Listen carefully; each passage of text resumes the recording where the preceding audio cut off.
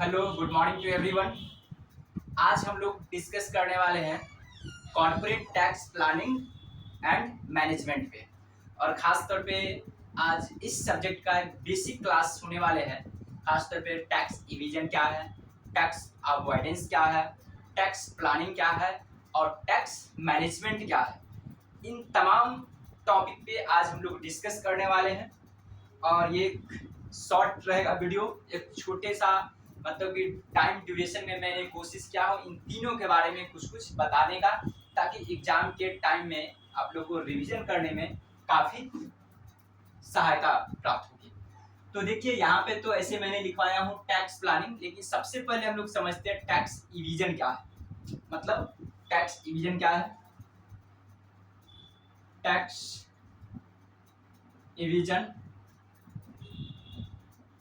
उसके बाद हम लोग समझेंगे टैक्स अवॉइडेंस, ठीक है। और तीसरा होगा टैक्स प्लानिंग, ठीक है।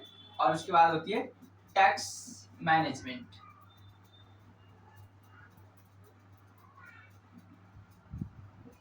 आज हम लोग इन चार टॉपिक पे डिस्कस करने वाले हैं। और खास तौर पे आज जो क्लासेज होगी ज़्यादातर इसमें लेक्चर पोर्शन होगा। मैं बातें को जो मेन पॉइंट होगा सिर्फ उसी को मैं लिखने की कोशिश करूंगा, और जो भी टॉपिक होगा मैं उसको सिर्फ समझाने की कोशिश करता हूं। ये मैं मानता हूं कि आप लोग, चूंकि लास्ट क्लास में मैंने जो वीडियो बनवाया था और बनाया था उसमें आप लोग स्टडी किए होंगे, और मैं एक बार फिर से इसको रिवीजन करवाने के लिए मैं इस क्लास को बनाया हूँ, कंडक्ट करवा रहा हूँ, ये वीडियो बना रहा हूँ। तो देखेंगे यहाँ पे सबसे पहले टैक्स इविजन है। टैक्स इविजन का मतलब क्या है, तो देखिए टैक्स इविजन एक प्रकार का टैक्स लायबिलिटीज को रिड्यूस करने का एक तरीका है, जिसमें एसएससी क्या करती है, कर को गलत तरीके से रिप्रेजेंट करती है। मतलब अपने आयों को सही सही नहीं दिखा करके गलत तरीके से आयों को रिप्रेजेंट करती है, जिससे कि उसका टैक्स लायबिलिटीज रिड्यूस हो जाती है, ठीक है। यहाँ तक बात समझ में आ गई। ये टैक्स इविजन एक प्रकार का टैक्स का चोरी कह सकते हैं। एक प्रकार के कर को चोरी किया जाता है ये, क्योंकि इसमें आयों को सही तरीके से यानी कि वास्तविक रूप से आयों को इसमें नहीं दिखाया जाता है। जो एसएससी को जो वास्तव में आय होती है, जो उनका रियल में इनकम होती है, उस रियल इनकम से वो कम इनकम शो करती है, जिससे कि उसका टैक्स लायबिलिटीज रिड्यूस हो जाती है। और ये टैक्स इविजन एक प्रकार का क्या है, इलीगल है। ये क्या हो गया, एक प्रकार का इलीगल है।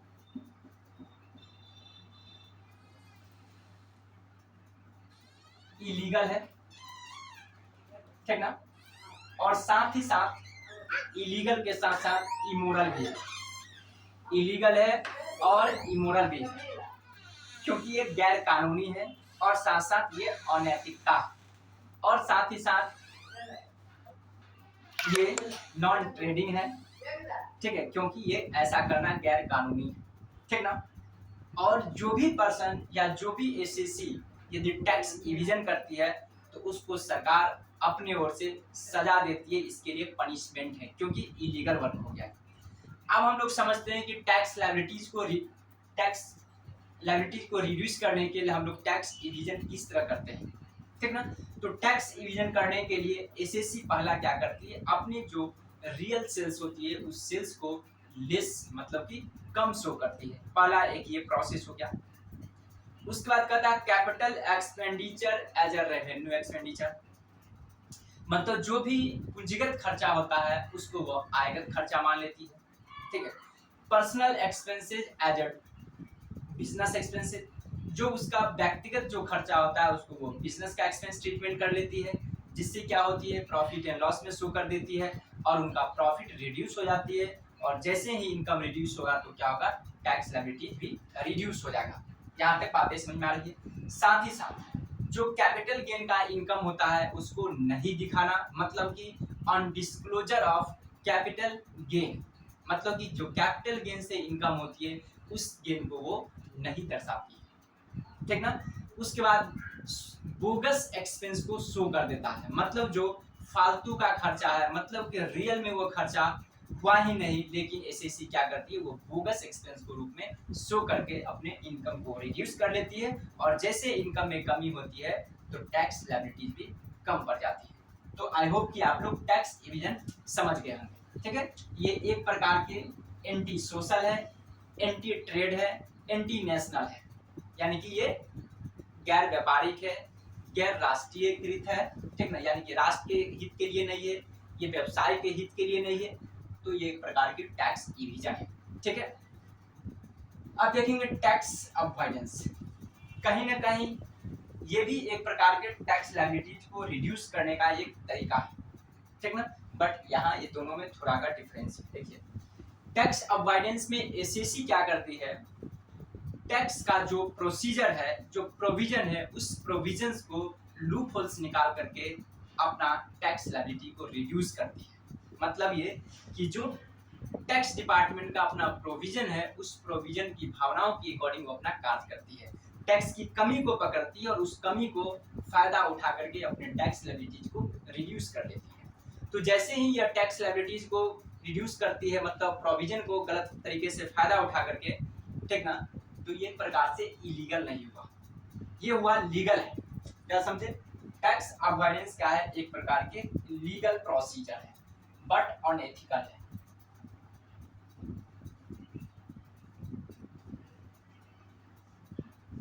ठीक है, क्या समझे? ये कानूनी है, ये गैर कानूनी नहीं है टैक्स अवॉइडेंस, लेकिन अनएथिकल है, ये अनैतिक है, मतलब इमोरल है, कह सकते हैं हम लोग इमोरल।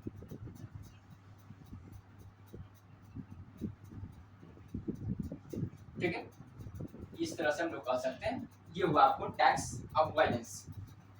ठीक है, अब समझते हैं टैक्स प्लानिंग क्या है। तो टैक्स प्लानिंग भी एक प्रकार का टैक्स लायबिलिटीज को रिड्यूस करने की तरीका है, जिसमें एसएससी क्या करती है, टैक्स लायबिलिटीज को रिडक्शन करने के वो इस्तेमाल करती है, फुल एडवांटेज उठाती है अपना एग्जेम्पशन का, डिडक्शन का, रिबेट का, रिलीफ का, ऑल अलाउंसेज और एनी अदर कंसेशन का, जिससे कि उसका टैक्स लायबिलिटीज रिड्यूस हो जाए एसएससी का। क्या समझे कि टैक्स प्लानिंग भी एक टैक्स लायबिलिटीज को रिड्यूस करने का एक मेथड है। इसके अंतर्गत एसएससी अपने टैक्स लायबिलिटीज को रिड्यूस करने के लिए वो फुल एडवांटेज उठाती है, जो डिडक्शन है, एग्जेम्पशन है, रिबेट है, रिलीफ है, अलाउंसेज है, कंसेशन है, जिससे कि इन सभी को इस्तेमाल करने के बाद उनका टैक्स लायबिलिटीज रिड्यूस हो जाए। ये हुआ टैक्स प्लानिंग। ये टैक्स प्लानिंग एक प्रकार का लीगल है और एथिकल भी है, यानी कि मोरल भी है, यानी कि कानूनी है, ये गैर कानूनी नहीं है, ये कानून के द्वारा होती है, और साथ ही साथ ये नैतिक भी है। मतलब कि इसमें क्या होगा, किसी प्रकार को एसएससी को पनिशमेंट नहीं होगा, और ये टैक्स प्लानिंग वही कर सकता है जो टैक्स का एक्सपर्ट है, क्योंकि वो टैक्स का each and every provisions, exemption और रिबेट को स्टडीज कर करके उस प्रोविजन और उस रूल्स को एडवांटेज उठाती है, उसको बोला जाता है टैक्स प्लानिंग। ठीक है, एग्जाम्पल के तौर पे यदि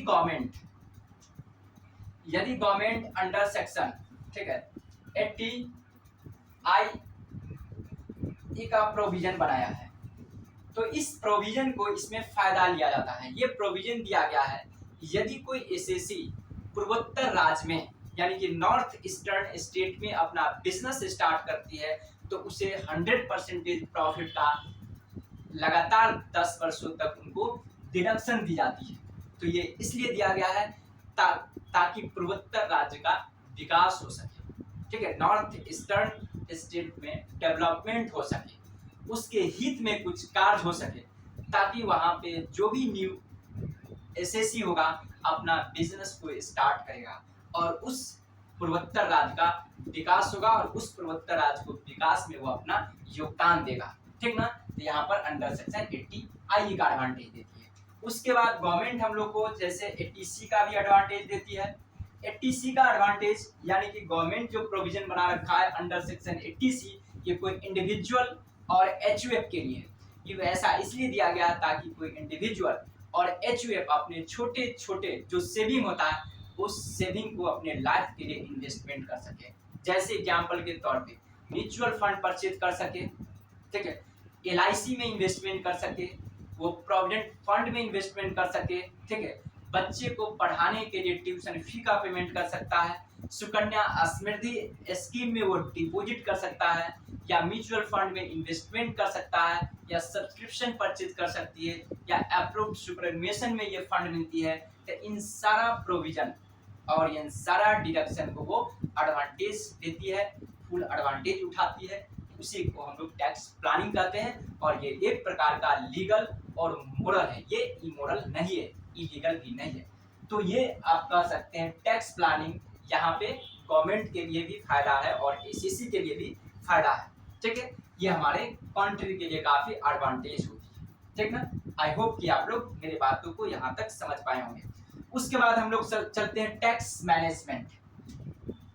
तो देखिए टैक्स मैनेजमेंट में क्या होता है, टैक्स मैनेजमेंट में क्या होती है कि जो भी टैक्स का जो या लीगल जो भी फॉर्मेलिटीज होती है, कंप्लायंस होती है, उस कंप्लायंस को स्टिपुलेटेड डेट में कंप्लीट करने किया जाता है ताकि किसी प्रकार के पेनाल्टी और फाइन से बचा जा सकता है। जैसे टाइमली हम लोग ग्रेजुएटी फंड में पैसे इन्वेस्टमेंट कर देते हैं, टाइमली शेयर होल्डर को डिविडेंड डिस्ट्रीब्यूशन कर देते हैं, टाइमली हम लोग बुक्स ऑफ अकाउंट मेंटेन कर लेते हैं। ये सारा कंप्लायंस जो आता है बुक्स ऑफ अकाउंट से रिलेटेड और जो टैक्स का जितने भी प्रोसीजर होते हैं उन प्रोसीजर को इसमें फुलफिल करवाया जाता है, जिससे कि पेनाल्टी और रिबेट और जो भी फाइन होगा उससे हम लोग बच सके।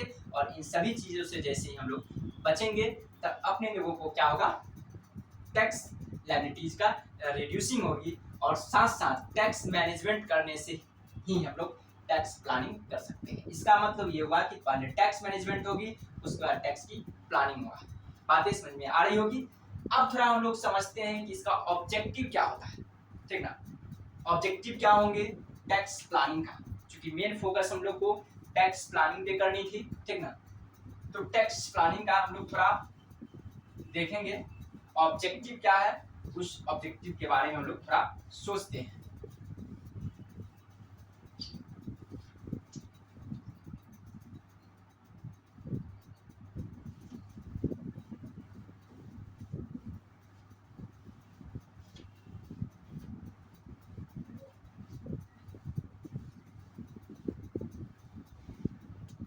तो अब देखेंगे टैक्स प्लानिंग का ऑब्जेक्टिव क्या क्या हो सकता है।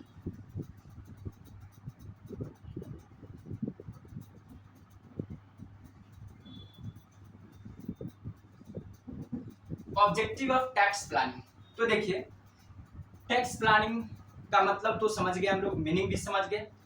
अब क्या क्या इसका ऑब्जेक्टिव होता है, इन ऑब्जेक्टिव पे हम लोग वन बाय वन करके डिस्कस करेंगे।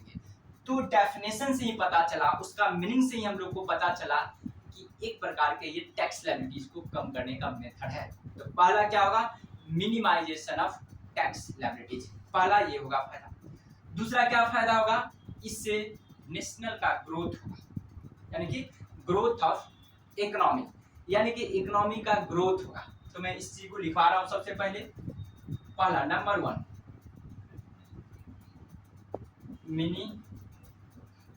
Minimisation of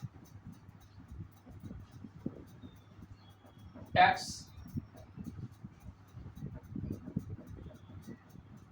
liabilities, minimisation of tax liabilities. दूसरा होगा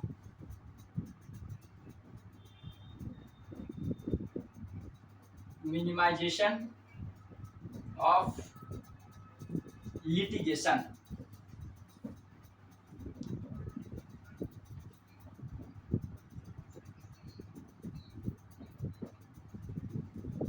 लिटिगेशन। उसके बाद तीसरा होगा advantage growth of an economy, economy में ग्रोथ होगा। उसके बाद क्या होगा, इन्वेस्टमेंट अपॉर्चुनिटी होगा, productive productive investment, productive investment होगा। फिफ्थ में होगा आपको एम्प्लॉयमेंट में जनरेशन होगा।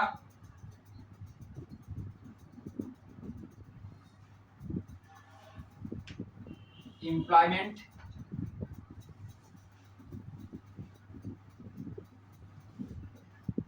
एम्प्लॉयमेंट जनरेशन, ये सब पॉइंट हो गया। क्या समझे? Minimisation of tax liabilities, minimisation of litigation, growth of an economy, productive investment, employment generation, और सिक्स्थ में होगा reduction of cost, reduction of cost of product, या कॉस्ट भी बोलेंगे तो चलेगा। ये सब हम लोग को एडवांटेज हुआ। देखिए, मिनिमाइजेशन ऑफ टैक्स लायबिलिटीज, चूंकि टैक्स प्लानिंग तो टैक्स लायबिलिटीज को रिड्यूस करने के लिए बनाया जाता है, ये तो आप पहले से ऑलरेडी जानते होंगे। दूसरा देखेंगे मिनिमाइजेशन ऑफ लिटिगेशन। देखिए, लिटिगेशन का मतलब खींचातान, मतलब क्या हुआ, यहाँ पर एसएससी को भी फायदा है और टैक्स डिपार्टमेंट को भी फायदा है, क्योंकि एसएससी का मेन मोटिव होता है हमें जितना कम से कम टैक्स पे करना पड़े, और टैक्स डिपार्टमेंट का ऑब्जेक्टिव होता है कि मेरे को जितना अधिक से अधिक टैक्स रिलाइज हो सके। तो यहाँ पर हम लोग जब सिस्टम से चलते हैं, सभी प्रोविजन को फायदा उठाते हैं, एडवांटेज लेते हैं रिबेट का, अलाउंसेज का और कंसेशन का, तो एसएससी भी खुश होती है कि मेरे को इतना एडवांटेज मिला, और टैक्स डिपार्टमेंट को भी आसानी से टैक्स मिल जाती है। इसलिए कहता है मिनिमाइजेशन ऑफ लिटिगेशन, मतलब दोनों में आपस में खींचातान की जो स्थिति होती है उसमें कमी होती है।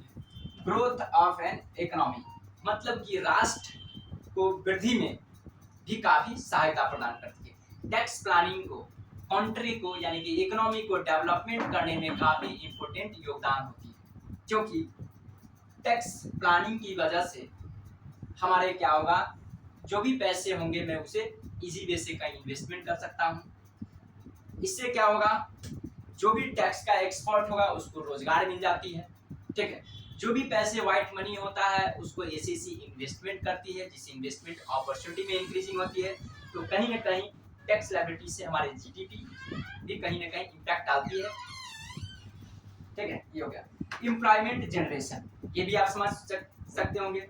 जब भी टैक्स का जो भी वर्क होगी, प्रोसीजर होगी, तो यहाँ पर एक्सपर्ट की रिक्वायरमेंट होगी, तो सब अकाउंट मेंटेन करवाना पड़ेगा, ठीक ना, जिससे क्या होगा, फायदा होगा। उसके बाद होगा reduction of cost, cost of production में भी रिडक्शन होती है, क्योंकि टैक्स कम लगेगा, जिसकी वजह से क्या होगा, कॉस्ट में रिडक्शन होगी। तो आई होप कि आप लोग यहाँ तक समझ गए होंगे। Okay, bye bye, have a nice day.